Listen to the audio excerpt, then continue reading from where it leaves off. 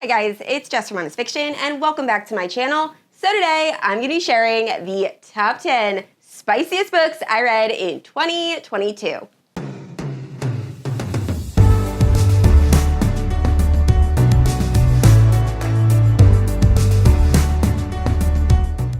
Guys, so for this video, I have a wide range of books. We have novellas, we have Christmas romances, we have monster romances, we have age gap, we got a little of everything, but all these books are super, super spicy. So with that out of the way, if you're unfamiliar with my channel, I post new videos every Thursday and Sunday. If you haven't yet, please like and subscribe. You can also hit the notification bell to be notified whenever I post new bookish content. You can also check out my Instagram and Goodreads, both linked down below. With all that out of the way, let's talk about the top 10 spiciest books I read this year. Now let me start by saying I'm not necessarily recommending reading these books. There are a couple books on this list that I actually rated under 3 stars. All of these books are just super, super spicy. So this really comes into play with these first 2 books. I think I rated them both 2.5 stars. However, they are probably the spiciest books I've ever read. And they're a little unhinged. So it is monster romance. First up, we have The Beast. And this is by Jenika Snow. This is a Beauty and the Beast retelling. It is a novella where the beast never transforms back into a human. It also has breeding kink. He really just wants to get Belle pregnant, and that's a very big theme throughout this book. And it's interesting. I actually read this in a monster vlog, so I will leave that monster vlog posted down in the description below and in the cards. But it was super spicy, but also I didn't know how I felt about it. So anyway, I did rate this 2.5, but I still picked up The Hunter just because it was a wolf romance, and I was intrigued.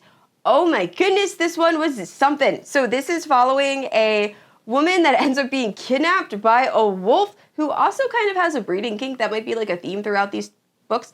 And he wants to just take care of her, and he wants her to have his pups, and he never turns into a human. It is very much just a wolf and a girl, and it was something. So anyway, if you want super spicy monster romance, I think you would definitely enjoy these. I don't read a ton of monster romances, which is probably why I wasn't a huge fan.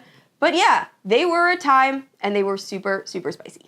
All right, and next up we have a book that I actually rated really high, and that is The Doctor by Nikki Sloane. So this is a ex-boyfriend's dad age gap romance. It was the first book I read by Nikki Sloane, and oh my goodness, it was so good. So if you've read Birthday Girl by Penelope Douglas, this is kind of like a sped up version of that. It has a little less character development, but what it lacks in character development, it makes up for in spice. Some of these seeds they're good. So this is following Cassidy, and she's been dating her boyfriend for a while, but he really just isn't in the relationship. Like, he's really just using her for sexual gratification, and he's not really like wanting to spend any time with her other than that. So one day she ends up breaking up with her boyfriend, and when she goes upstairs, she sees her boyfriend's dad, Dr. Lowe, and they end up making out, and then they have this secret affair while her ex-boyfriend is away, and oh my goodness, it is good. So they kind of act out each other's fantasies, and I really enjoyed this. So definitely, if you like age gap romances,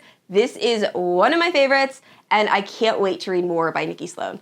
And next up is actually a Christmas novella. So I read Gifting Me to His Best Friend as part of my reading for Spicy Christmas Romances vlog that I posted a little while back.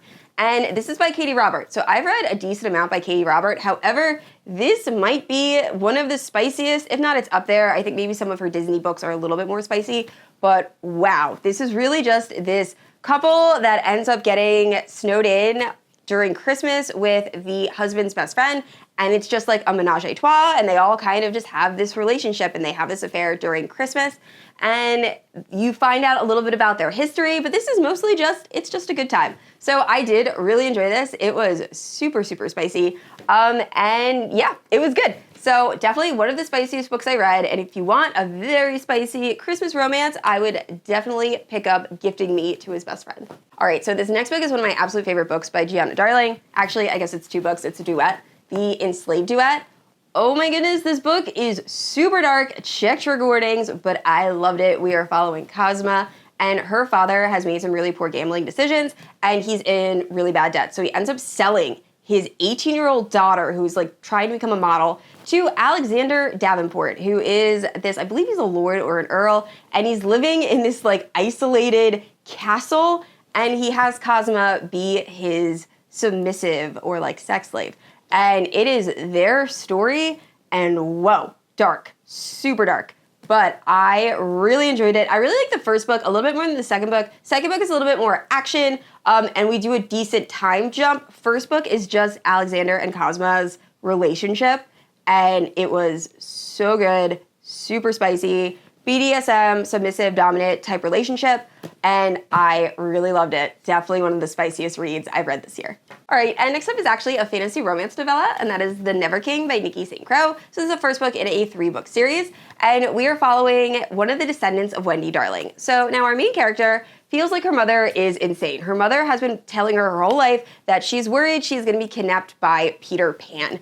And the main character just kind of like brushes this off, thinks her mother is mentally ill, until Peter Pan shows up on, I believe, her 18th birthday and kidnaps her and takes her to Neverland, where she meets the Lost Boys. And they all kind of like fight over Wendy, and it's so good. It is wide shoes, reverse harem. Wendy ends up having a relationship with like all of the different Lost Boys, and there is kind of a cliffhanger at the end, and it was just a really enjoyable read. So the first book is The Never King, second book is Vicious Wendy, and then the third book is The Dark One. So highly recommend.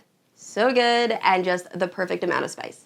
And next up we have a book by one of my favorite authors, and that is Lucia Franco. So Hush Hush, this is following Aubrey, and Aubrey is kind of down on her luck. She's trying to take care of her grandmother who's just been diagnosed with cancer, and she's also trying to put herself through school. So financially, she's just not doing too well. So her roommate ends up telling her that she is a high-end escort, and she can get Aubrey a job doing the same thing. So at first, Aubrey is like not very sure about this, but eventually she decides to do it.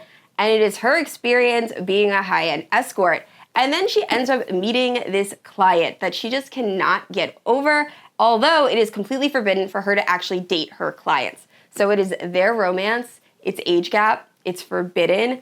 Oh my goodness, so good. I read this in 2 days. I absolutely loved it. And definitely really spicy, but also just has a very, very good story. And next up we have Love Unexpected. This is the first book I ever read by QB Tyler. I was not expecting it to be quite as taboo or forbidden or spicy, but oh my goodness, it was good. We are following Stasia, and when she is 10 years old, she gets a new teacher working in her school, and she immediately has a huge crush on him.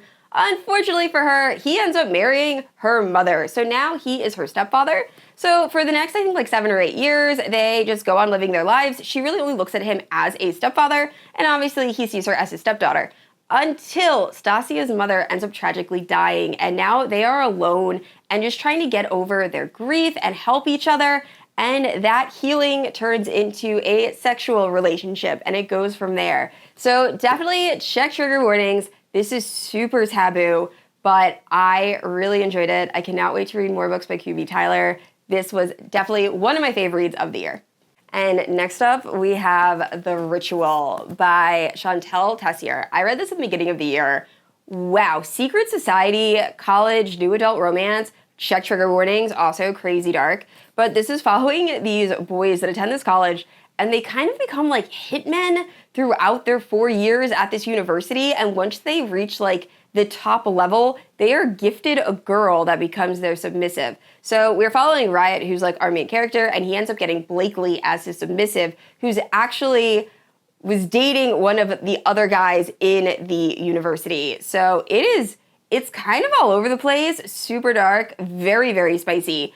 And I really enjoyed it. This is the only book I've read by this author. I believe the sequel to this book or companion of this book has come out that I definitely plan on picking up in 2023. But yeah, if you like new adult secret society that also has a lot of dark spice, pick this up. And last up is one of my favorite dark romances ever, and that is Haunting Adeline by H.D. Carlton. I'm sure a lot of you already know what this book is about. We are following this girl who moves into her deceased grandmother's kind of like creepy house, and she starts receiving notes from a stalker, and this stalker happens to be a vigilante who has just become completely obsessed with this girl, and it is their relationship. And wow, I have never read a book quite like this. This was my first, obviously, H.D. Carlton book.